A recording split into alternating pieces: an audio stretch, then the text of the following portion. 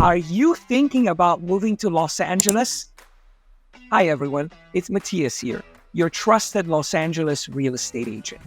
Today, I'm going to share some essential tips for anyone considering moving to this vibrant city. Whether you're eyeing a luxury estate or a cozy starter home, these insights will help you navigate LA like a pro. So let's find out together what you must know before moving to Los Angeles. I've had a love affair with the city of Los Angeles for over 20 years, and I can't wait to share the good and the not so good. But before we jump right into it, don't forget to subscribe to the channel and stay tuned until the end because I'm gonna tell you a secret. First off, let's talk about the weather. When my dad comes to visit from Italy, he calls LA the place of eternal spring, and he's not wrong. Overall, Southern California has some of the best weather in the world, but this city is full of microclimates.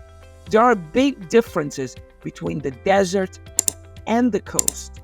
The San Fernando Valley is hotter than the west side or the beach, and Pasadena and the San Gabriel Valley don't have the same climate as downtown LA or the South Bay. So, why am I telling you this? I'm telling you this because there is a correlation between real estate prices and the weather. Of course, there are plenty of exceptions to the rule, but temperature does matter. For instance, it is not unusual for the valley to get into the triple digits during hot summer days. The beach, on the other hand, from Malibu all the way to El Segundo, rarely gets above the 80s. The South Bay is very similar, but there are some exceptions when it comes to the wind. Things can get a bit warmer inland in the west side. That is Beverly Hills, Bel Air, but not by much. And that is because the ocean breeze keeps things cooler as it moves inland. However, the same is not true for downtown LA and the east side. That includes Hollywood, Los Feliz, Echo Park, and Silver Lake. The ocean breeze doesn't make it that far, so summer are warmer than on the west side. Pasadena and the San Gabriel Valley, on the other hand, are much closer to the Mojave Desert, so temperatures are similar to what you may experience in the San Fernando Valley. Now, let's talk about traffic. LA is so big that getting around can take time, but it is also made of many different and independent communities. So, someone living in Manhattan Beach may never need to visit Burbank. But when they do, they'll need to take the freeway most likely. LA has a huge network of freeways, and traffic is ever present. What time of the day you travel can make the difference between a 20-minute commute and spending over an hour in the car. From Beverly Hills, it takes about 20 minutes to get to Sherman Oaks at noon. But if you leave at 4 p.m., it can take you over an hour. If you can go against traffic, that helps a lot. The 10 freeway is busy going west in the morning and very busy going east at the end of the workday. The 405 is busy in the morning between the San Fernando Valley and West LA, but not busy going in the other direction. And the opposite is true in the evening. I think you get the idea. Just a quick note on surface streets. There used to be a huge difference between major thoroughfares and little side streets 20 years ago. Apps like Waze have changed things. I'm going to tell you something I never thought I would say. Don't wing it. Trust your navigation app. I use Google Maps, and it's becoming increasingly difficult to beat it. Now, before we move on, here's a little piece of trivia for you. The longest street in Los Angeles is Sepulveda Boulevard. It is 42.8 miles. Now, by comparison, Manhattan is 13.4 miles long. That means that 3 Manhattans placed end to end would roughly equal Sepulveda Boulevard. Speaking of New York City, public transportation in Los Angeles has been a struggle ever since the disappearance of the red cars. If you're interested in a little history, look up Pacific Electric.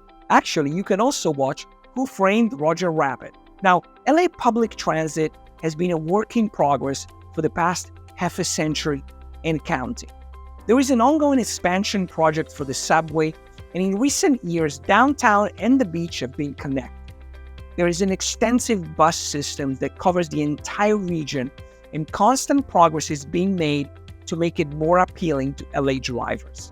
Now, keep in mind that smaller municipalities within Los Angeles, such as Santa Monica, Culver City, and Long Beach, to name a few, operate their own public transit system. Now, let's talk about food. LA's dining scene is as diverse as its neighborhoods.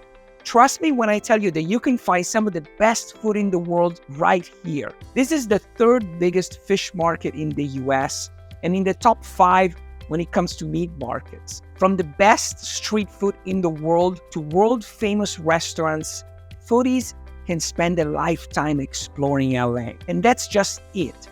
It's all about exploring. Each area has its own unique identity, so don't be afraid to follow your culinary instinct. Stop by Olvera Street or Boyle Heights for some amazing Mexican food. Get the best bulgogi you've ever had in Koreatown. And you know what? The sushi in Little Tokyo is as good as anything you can find in Japan. East Hollywood can make all your Thai food dreams come true. And I could go on and on forever, but you know what? Yelp is a good place to start your search. Los Angeles has something for everyone. It is home to 25 Michelin-star restaurants and a myriad of gourmet food trucks. No matter what your mood or your budget, LA has something for everyone. A quick note about grocery shop. It matters where you shop. Apart from your typical national chains, there are many local supermarket chains which sell gourmet and specialty foods. Local staples such as Trader Joe's are very popular among Angelenos. Now, as a father of 4, I couldn't do a video about Los Angeles without talking about schools. These subjects deserve its own in-depth video, but for now, let me just give you some important tips. Public schools in Los Angeles vary drastically in the quality of education they provide. Parents' involvement in fundraising pays for teacher aides and extra programs. Now, there are websites that can help you learn more about each school. Depending on where you live, you're assigned a specific school district. Real estate in great public school district is more expensive.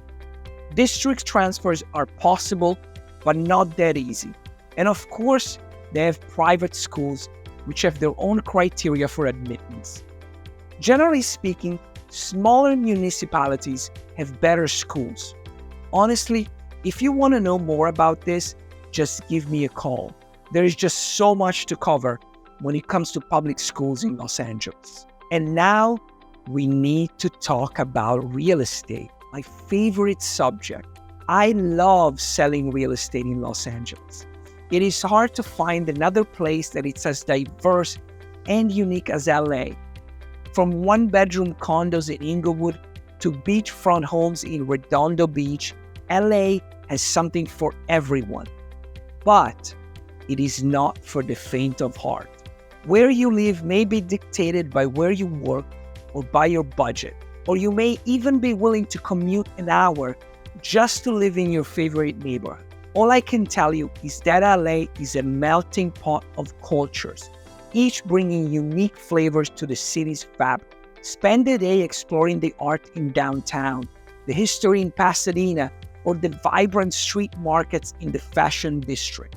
And remember, each area has its own vibe. Find the one that resonates with you. As a realtor and Angeleno, I understand the importance of finding the right fit for you or your family. Los Angeles is a city of opportunities, adventures, and hidden treasure. So if you're planning to move here, you're in for a very exciting journey. Oh yeah, what about that secret I promised you at the beginning of the video? Well, here it is. Property taxes in Los Angeles County are about 1.25% of the purchase price or the assessed value. That's about $12,500 per million. Enters the Mills Act. As an incentive for buying and maintaining historical homes, private property owners can get as much as 40 to 60% off their tax bill. That's kind of a big deal. And you'll be surprised how many homes qualify for that incentive. Thank you for watching what you must know before moving to Los Angeles. If you're looking for more insights about LA living or need help finding your dream home right here, don't hesitate to reach out. Join me on this channel for more tips, and remember, in real estate, as in life, it's all about making the right connections. Until next time, explore boldly and live passionately in LA.